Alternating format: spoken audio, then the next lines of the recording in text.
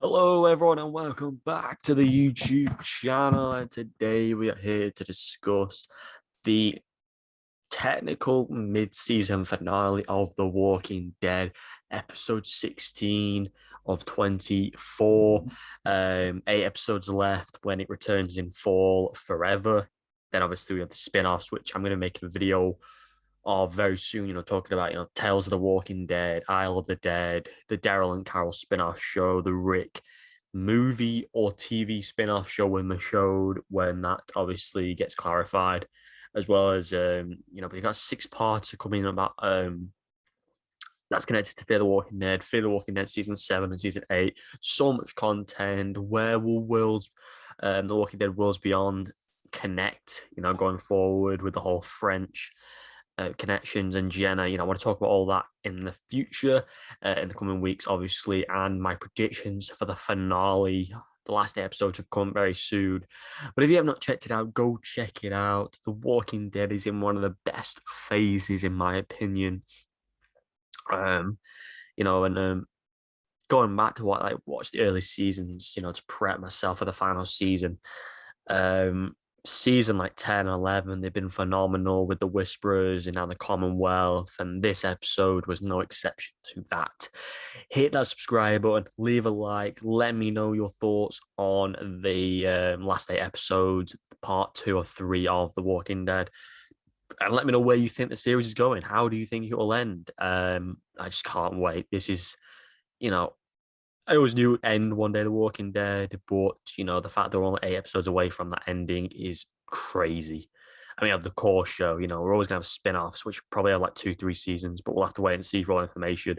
But of that, without further ado, let's jump straight into the video. Spoilers, of course, and let's go. So this episode, it was so tense, on the run, not the run per se. They've allied themselves with Leah, Daryl's like old girlfriend, who was with the Reapers at the start of this part.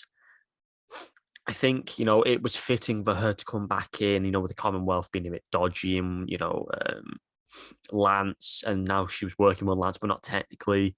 This episode just offered so many good moments. The scene where Maggie was in the dark by herself, hunting Leah down, was such a memorable scene. Stupid because we know Maggie's not going to die because of the Isle of the Dead announcement, unless it is like a ruse. I don't know. I don't think it is. The scene in the cabin, the cabin where obviously Daryl and Leah lived together for a period of time. And Daryl's had to do a lot of hard stuff, looking for Sophia, looking at Merle's zombified body, seeing Rick die and Carl dying. He's the cause of Glenn's death and everything else that came before and after this moment. This is a moment that I think would have been one of the hardest scenes for his character to do, and shooting Leah in the face to save so a part of his family was just such a crazy moment. It was like when he shot Morales in one of the early seasons, not late seasons, sorry, like season 8, I think. He didn't think about it; he just did it because that was what's right. He let her go, like episode 9, and was like, "You leave, you never come back, and I want to see your face. I'm giving you a chance." She came back. She teamed up with the people who would try to kill the likes of Daryl and stuff, and he basically was like, "I've given you enough chances. You're dead." So a really cool scene, really powerful scene, an emotional scene for them. The scene that stood out the most to me was the scene with Daryl, Gabriel, and Aaron are with the Commonwealth soldiers, and they walk into this like junkyard, and Daryl and Aaron get this sixth sense. The Commonwealth have fanned out, they've spread out around the junkyard, and you just like they're about to kill him, and then they just shoot her, and it turns into a 3v whatever 8 people, however many there are, and ultimately, Daryl and Aaron win, but obviously Aaron gets shot, but obviously not fatality or anything. It was a brilliant scene. We're still obviously yet to see a huge death. I thought this would have been one of the scenes where Aaron may have died. Uh, Lance got shot across the face by Daryl. I think Daryl was in God mode in this episode. The junkyard killing Leah, putting a damage on Lance. This episode was everything I wanted from a mid-season finale. The scene with Negan and Maggie was fantastic. The development with them two, from being the big bad villain in season 7, episode 1, walking out of that caravan, being one of the greatest villains in TV history, and now being one of the most well-written characters in TV history, from being one of the most hated characters to being one of the nicest characters in the show, is phenomenal. How she was like, you saved Herschel. I will never forget that. Everything that's happened and that will happen, I will never forget that moment. He took Glenn from Maggie, but he saved Herschel. He's redeemed himself slowly and slowly. And, Isle of the Dead with Maggie and Negan is making a lot more sense now. You can see the relationship they're going to have.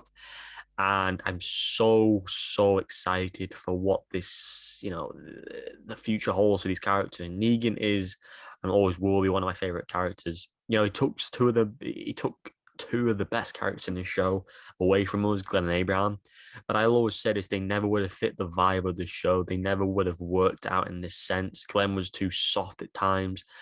Abraham would have worked, because he was a maniac, but obviously killing him was the right option for Negan because he would have dominated Negan without a doubt.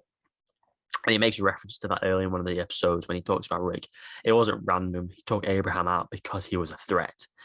But yeah, brilliant scene between them. You can see the emotion in Negan's eyes, and it comes out of his typical line, Maggie, you have big balls. And it's just like, that's such a Negan line. And he's just like, I got you and your boy. And I just think Walking Dead has been well written and just well put together. Angela Kang has come in ahead of Scott Gimple, and he's just transformed. She's transformed the show.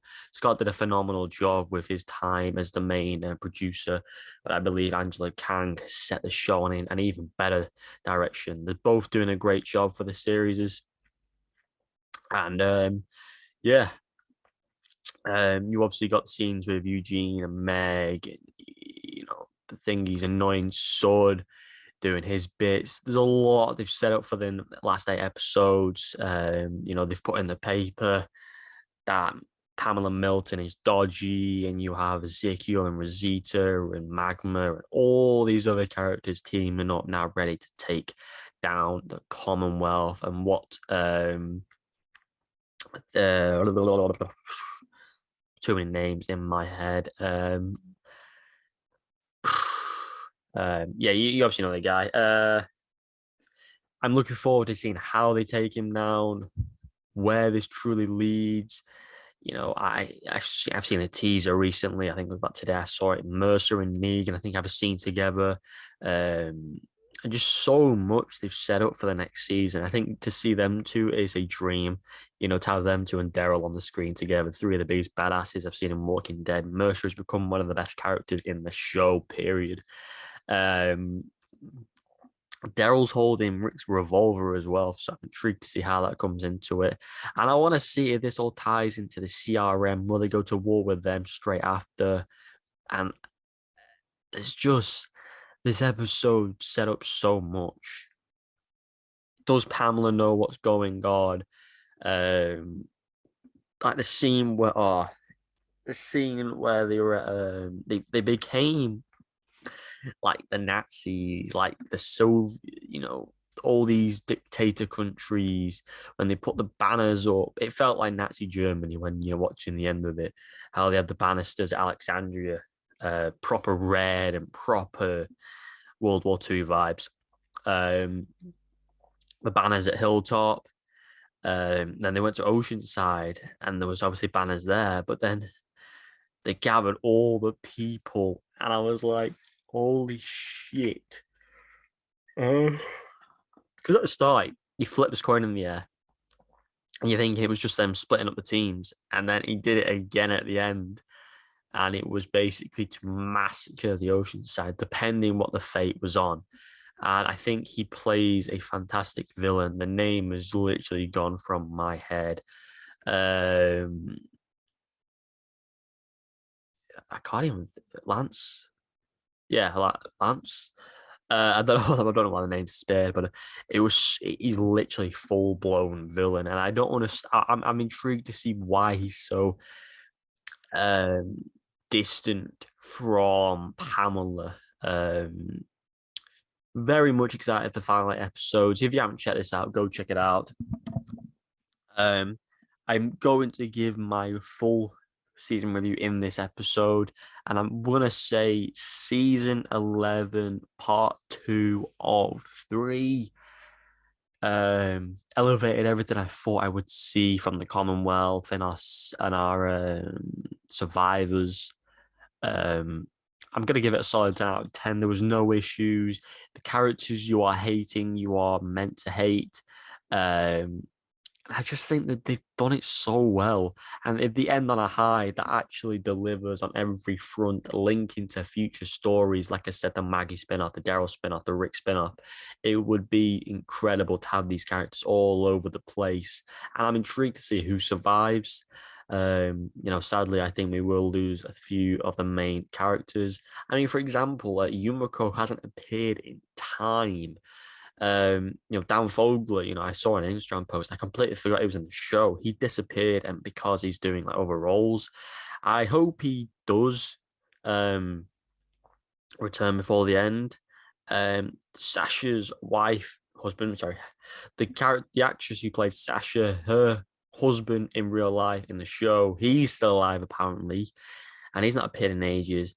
I think Cynthia of the Oceanside, she's disappeared. So many characters have disappeared, and I hope they appear in the next part, the final part, to have a send off. They have finished filming, obviously, and one of the scenes I saw was Daryl riding on a bike into the distance. If that is the final scene to end Walking Dead, it will be truly great to see the journey Daryl's been on. From the first time we saw him with the deer to the last time with him being on his bike, it would be incredible, well written, and Norman Reedus would have done everyone justice as well as everyone else. Obviously, Melissa McBride, Melissa's been in it since day dot. Norman Reed has been day dot. Two people have been in it from season 1, and obviously Laura Cohen from season 2. Obviously, I had a bit of time off the show for a new show that got cancelled. But these people have put their heart and soul into the making one of the best shows I've ever seen on TV. A great mid-season finale. Go check it out for yourself. Make sure you're fully up to date for when it reaches fall, because you're in for 8 great episodes. And I believe these 8 episodes will all be intense, build for the future, and obviously be a huge time skip to wrap things up. So you see Judith as an adult. We'll see Herschel as an adult, and maybe we'll get a TV show with some of these characters. They'll focus on certain people at first, but then, many, many other opportunities to have futures for the characters. So I'm excited, nervous, and obviously anxious for it to come. I wish it was here now, because I really, I want to see all these people have happy endings, especially the people like Rosita, Eugene, Aaron, Gabriel. I don't really care about many other characters. Obviously, I'm missing out the obvious ones like Carol and Daryl. I want happy endings for them. Ezekiel, wouldn't it be not funny per se, but imagine if they kill him off after curing him with cancer. It would be such a heartbreaking story for fans. Obviously Jerry, I think Jerry's a goner, but we'll have to see. So wait for my predictions, wait for my discussions on the Walking Dead universe. They'll be coming very soon. Stay tuned for them. Hit the subscribe button, leave a like, let me know down below your thoughts on the finale, and I'll see you in the next one. Goodbye.